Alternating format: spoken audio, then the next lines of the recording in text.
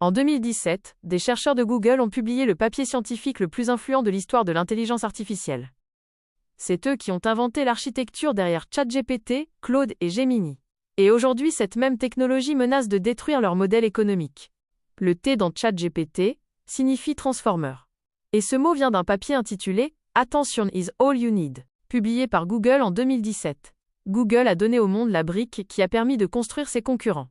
C'est l'une des ironies les plus frappantes de l'histoire de la tech.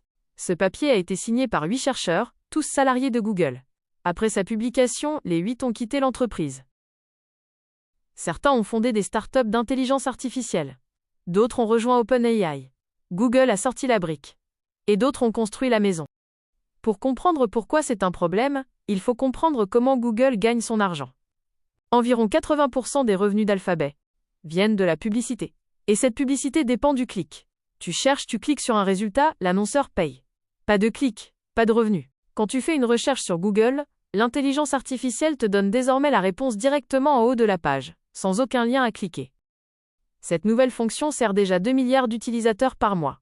Résultat, le taux de clic pour les pages en première position a chuté de plus de 50%. Les données confirment la tendance. Le nombre de recherches par utilisateur aux États-Unis a baissé de 20% en un an. Les revenus publicitaires de Google liés aux sites tiers ont reculé de 4% au premier trimestre 2026, et Gartner prédit une chute de 25% du volume de recherche traditionnel d'ici fin 2026. De l'autre côté, Perplexity dépasse 45 millions d'utilisateurs actifs et 200 millions de dollars de revenus annuels, avec une valorisation de 20 milliards. ChatGPT compte 900 millions d'utilisateurs hebdomadaires. Ces outils répondent directement, sans publicité, sans clic.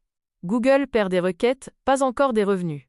Mais la trajectoire est claire. Google est coincé dans ce que les économistes appellent le dilemme de l'innovateur. Accélérer sur Gemini et les réponses directes? Il cannibalise ses propres revenus publicitaires. Ralentir? Il laisse la place à ChatGPT et Perplexity. Il a inventé la bombe. Et maintenant il doit décider à quelle vitesse la désamorcer. Google a généré plus de 400 milliards de dollars de revenus en 2025.